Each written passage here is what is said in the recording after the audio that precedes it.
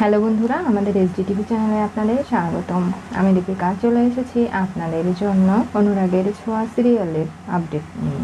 ফান্টুজকে নিজে হাতে দুধের গ্লাস মুখে ধরে দেয় রূপা, আর বলে খেয়ে নাও তো তাড়াতাড়ি, তোমাকে সুস্থ হতে হবে তো, এরকম করে অসুস্থ থাকলে কি চলবে? তখনই গোয়ালা এবং বাকি কয়েকজন লোক চলে আসে, বলে এই মেয়েটা চোর, ও আমার বাড়ি থেকে দুধ চুরি করে এনেছে ফান্টুসের জন্য, ওকে তো আমরা ছাড়বো না। কি শুরু করেছো ওই বাচ্চা মেয়েটার সাথে তোমরা? আর তোমরা এখানে কেন এসেছো রাত বিরেতে?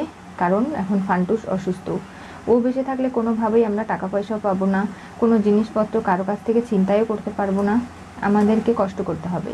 তাই ও যখন অসুস্থ এখন কিছু করতে পারবে না, ওকে শেষ করে ফেলি।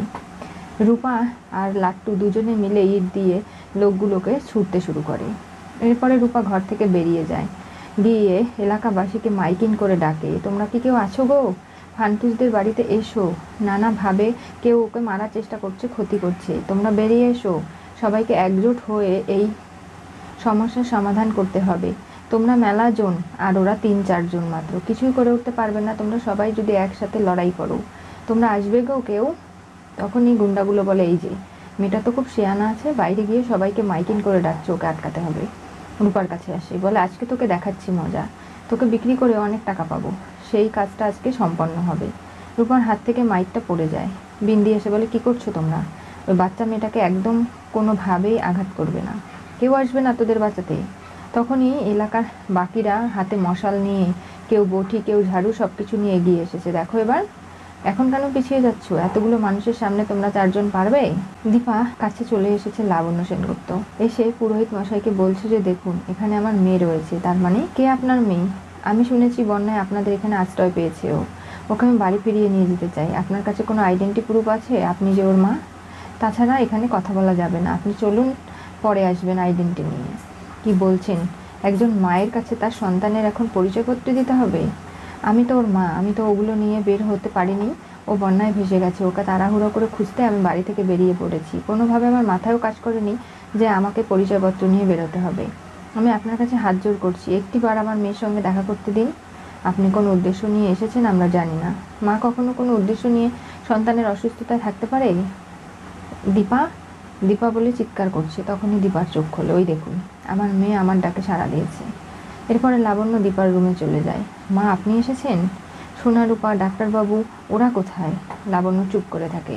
তখনই তার মনে হয় সোনার কথা, যে সে অনেকটা কষ্ট পেয়ে ট্রমাটাইজ হয়ে গেছে, কোনোভাবেই কারোর সঙ্গে কথা বলছে না, কোনো কিছু খাচ্ছে না, একদম বোবার মতো হয়ে গেছে। কি বলছেন কি মা আপনি? হ্যাঁ। আর সূর্য ওকে সামলাতে সামলাতে নানাভাবে অস্থির হয়ে পড়ছে। কি হবে আমি জানি না দীপা, সোনাকে নিয়ে আমরা সবাই খুব চিন্তিত রয়েছি, তুমি বাড়ি ফিরে চলো তাড়াতাড়ি। সোনা তোমার কাছে থাকলেই ভালো থাকবে, তোমাকে পেলে ও এই সমস্ত ঘটনাগুলো ভুলতে পারবে। তুমি নিশ্চয় বুঝতে পারছো একসঙ্গে মা এবং বোনকে হারানোর কষ্ট সোনা কতটা আঘাত লেগেছে, যার জন্য মুখ দিয়ে কথা পর্যন্ত বলছে না। আর রূপা কেমন আছে মা, বলুন না। তখন লাবণ্য মুখ ফিরিয়ে নেয়। কি হলো? আমার তো 2টো সন্তান, তাদেরকে সমান চোখে আমাকে দেখতে হবে। আপনি রূপার কথা বলতেই কেন মুখ ঘুরিয়ে নিলেন বলুন তো, আমাকে বলুন সেই কথাটা। না, রূপা ভেসে গেছে, না এটা হতে পারে না, আমার মেয়েকে আমি কোনোদিনও দেখতে পারবো না। রূপার এই পরিণতি আমি মেনে নিতে পারছি না মা, আমি এখন কি করব? তোমার এখন সোনাকে সুস্থ করা দরকার, তারপরে আমি আর তুমি দুজনে মিলে রূপাকে খুঁজে খুঁজে বেড়াবো। আমার বিশ্বাস ছিল মা তুমি বেঁচে আছো, তুমি সেই আমার সামনে দাঁড়ালে, আমি জানতাম তোমার কোনো ক্ষতি হবে না, সেটাই হয়েছে। সেরকম আমার বিশ্বাসে যেমন তুমি জিতে গেছো, তেমনি তোমার বিশ্বাসে দেখবে রূপা ফিরে আসবে। তাই এতটুকু তুমি কষ্ট পেও না, সব কিছু ঠিক হয়ে যাবে। আমি তোমাকে বলছি তো, তুমি কোনো চিন্তা করো না, এখন আমার সঙ্গে তুমি ফিরে চলো। আর আপনাকে অসংখ্য ধন্যবাদ আমার মেয়েকে এখানে আশ্রয় দেওয়ার জন্য। রূপা বলে, কি করবে তোমরা? এই বলে তেল 1 বোতল ঢেলে দেয়। রূপার দিকে এগিয়ে আসতে ধরলেই তখনই তারা তেলের মধ্যে স্লিপ খেয়ে বারবার পড়ে যাচ্ছে, একজনের ওপর আরেকজন, আরেকজনের ওপর আরেকজন, এভাবে 4জনই পড়ে যায়। আর রূপা ঘোড়ার মতো তাদের পিঠে চড়ে বসে থাকে। আমি যতক্ষণ না বলবো তোমরা এখান থেকে কেউ নড়বে না। গ্রামবাসীরা সবাই ওদের পিটিয়ে সোদা বানাতে চায়। রূপা বলে, না ওরা তো বললো আর কোনোদিনও করবে না, তাহলে তোমরা মারবে কেন? মা বলতো সবাই একজোট হলে সমস্ত বিপদ কেটে যায়। আর তোমরা দেখতে পাচ্ছ তো আজকে ওদের বারবারন্ত শুধু তোমাদের কারণে হয়েছে, তোমরা যদি প্রথম থেকে প্রতিবাদ করতে ওরা বেড়ে উঠতে পারতো না। রূপা তুই আমাদের মা, তুই যা বলবি তাই আমরা শুনবো, আমাদের আর শাস্তি দিস না, আমরা সবাই মিলে জুলে থাকবো। সবাই কত কষ্ট করে এখানে রয়েছে, তোমরা কষ্ট করলে কি হয়, আর কোনো অসুবিধে তো থাকার কথা নয়। তারপরেও তোমরা এরকম লোক ঠকিয়ে কেন ব্যবসা শুরু করছো বলো? রূপার কথায় খানিকটা অবাক হয়ে যায় গ্রামবাসী। বলে, রূপার মাথায় অনেক বুদ্ধি। সত্যি কথা রূপা, তুমি আমাদের 2 গ্রামের মানুষকে এক করেছো। এখন তুমি তোমার মা বাবার কাছে ফিরে যাবে, সেখানে আমরা তোমাকে পৌঁছে দেব তোমার পরিবারের কাছে। কোনোভাবেই তোমাকে তোমার মা বাবার কাছে ফিরিয়ে তোমাদের পরিবারটা এক করে দেব, তুমি যেমন আমাদের করেছো। কালকেই আমরা বেরোবো, তুমি চিন্তা করো না। এরপরে সবাই যে যার মতো চলে যায়। রূপা রাত্রিবেলা লাট্টু এবং বিন্দি মাসির সঙ্গে ঘুমিয়েছে। ওদিকে দীপা এবং লাবণ্য দুজনেই সিদ্ধান্ত নেয় তারা সেনগুপ্ত পরিবারে আগে ফিরে যাবে।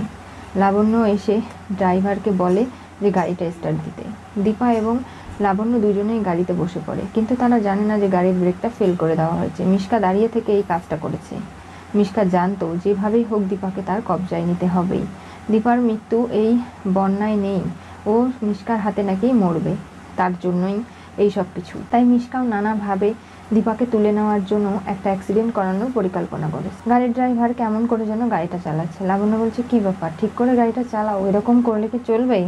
ম্যাডাম, মনে হচ্ছে গাড়ির ব্রেক ফেল করেছে। কি? এরপরে গিয়ে একটা গাছের সঙ্গে ধাক্কা লেগে যায়, সেখানে দীপার মাথায় লেগে জ্ঞান হারায়। লাবণ্য দরজা বাইরে পড়ে যায় ছিটকে, মাথায় তার আঘাত লাগে। দীপার খানিকটা জ্ঞান ফিরে আসতে দীপা দেখে লাবণ্য পড়ে আছে। তখনই দীপা বলে যে নানাভাবে মাকে হাসপাতালে নিয়ে যেতে হবে, কি করব, হেল্প, কেউ বাঁচান। কিন্তু কেউ বাঁচাচ্ছে না। হঠাৎ একটা গাড়ি চলে আসে, যেখানে 4 জন ছেলেরা ছিল ড্রিঙ্ক করা অবস্থায়। দীপা বুঝতে পারেনি, বলছে, আমার মা অসুস্থ, মাটিতে পড়ে আছে, আপনারা ওনাকে তোলার ব্যবস্থা করুন, হাসপাতালে নিয়ে যেতে হবে, আমাকে হেল্প করুন না প্লিজ। দীপাকে নানাভাবে ছেলেগুলো বলে, আপনি গাড়িতে বসুন, আমরা তুলছি। এই বলে দীপাকে গাড়িতে তুলে নিয়ে চলে যায়। আপনারা কি করছেন, ছাড়ুন আমাকে, আমি কি দোষ করেছি আমাকে নিয়ে যাচ্ছেন? এরপরে দীপার মাথায় আঘাত করে দীপা জ্ঞান হারায়। গাড়িতে করে অনেকটা দূর পথ দীপাকে নিয়ে যাওয়া হয়। এদিকে লাবণ্যকে এই অবস্থায় পড়ে থাকতে মিশকা দেখে ভাবে, কি ব্যাপার, দীপা কোথায়? এবারও আমার হাত থেকে দীপা হারিয়ে গেল, কোনোভাবে ওকে আমি ফিরে পাবো না। লাবণ্য সেনগুপ্ত পড়ে আছে গুন্ডাদের ডাকে, আর বলে যে এই গাড়িটা লাবণ্য সেনগুপ্তের একটা ব্যবস্থা করে ফেলতে। ফোনটায় বারবার করে সূর্য ফোন করে যাচ্ছে, তার যেন কেমন মনটা মায়ের জন্য আনচান করছে। সূর্য যখন লাবণ্য বেরিয়ে যায় তখনই তার খটকা লেগেছিল, বেরিয়ে যেতে নিষেধ করেছিল, তারপরেও সূর্যর মুখে হাসি ফোটাতে লাবণ্য একলাই বেরিয়ে গিয়েছিল, কাউকে কিছু না বলে। সূর্য ফোন করলে মিশকা ফোন কেটে দেয়, বলে আর তো ফোন রিসিভ হবে না কোনোদিনও। সূর্যর ঘুম আসছে না, হঠাৎ করে দেখতে পারে সোনা কাশছে। তখনই তাকে উঠিয়ে জল খাইয়ে দেয় আর বলে, সোনা মা, তুই আমাকে বাড়ি থেকে বেরোতে দিচ্ছিস না, আমি কি করবো বলতো, আমার কর্মব্যস্ততা, আমাকে চালিয়ে যেতে হতো, রূপা আমাকে আমার খুঁজতে হতো, সেটাও করতে পারছি না। এরপরে কাশের সিরাপ আনতে যাবে, তখনই দেখতে পায় যে দীপা ওই টেবিলে বসে পড়াশোনা করতো, বইগুলো রয়েছে, দীপার চেয়ার রয়েছে, সেটা দেখে অবাক হয়ে যায়। তারপরও সমস্ত স্মৃতিগুলোকে ভুলে নানাভাবে সূর্য এগিয়ে যাওয়ার চেষ্টা করে, সোনাকে এনে ওষুধ খাইয়ে দেয়, আর ভাবতে লাগে যে এখনও তার মা ফিরে এলো না, তাহলে কি লাবণ্যকেও সে হারিয়ে ফেললো? এক এক করে এই পরিবারের সবাই হারিয়ে গেলে সূর্য কাকে নিয়ে বাঁচবে? সোনাকে নিয়ে আবারও শুয়ে পড়ে সে। রূপা হঠাৎ ঘুমের মধ্যেই দেখতে পারে একটা খারাপ স্বপ্ন, যে তার মায়ের একটা অ্যাক্সিডেন্ট হয়েছে, দিদিভাইও ভালো নেই। রূপা চিৎকার দিয়ে ঘুম ভেঙে যায় আর উঠে প্রার্থনা করে যে আমার মাকে যেভাবেই হোক তুমি ভালো রেখো ঠাকুর, কারণ আমার মা অনেক ভালো, তার জন্য কোনো ক্ষতি না হয়। আমি তো বাইরে বাইরে বেঁচে আছি, বর্তে আছি, আমার মাকে আদৌ সুস্থভাবে বেঁচে বর্তে আছে? দিদিভাই ঠিক আছে তো?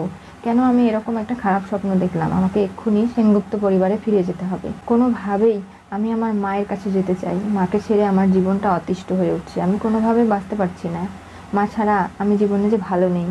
আমার মাটাই তো আমার জীবনে সব থেকে বড় সম্বল, আমার মায়ের কোনো ক্ষতি হতে দিও না, আর আমার বোন, বাবা, এমনকি দিদিভাই সবাইকে ভালো রেখো।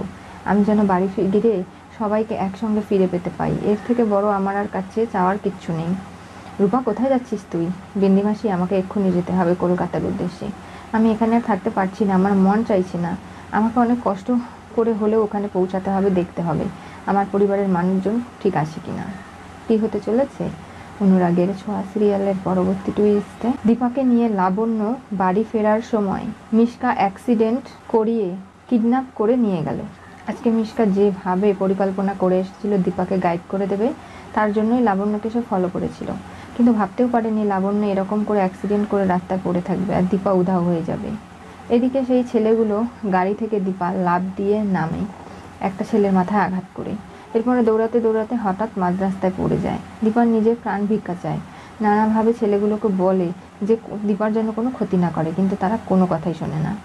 দীপা মাঝ রাস্তায় পড়ে আছে, কোনোভাবেই সে ওই ছেলেগুলোর হাত থেকে নিজেকে রক্ষা করে উঠতে পারছে না। এদিকে সূর্য তার শোনা এবং নিজেকে কোনোভাবেই সামলাতে ব্যর্থ হচ্ছে।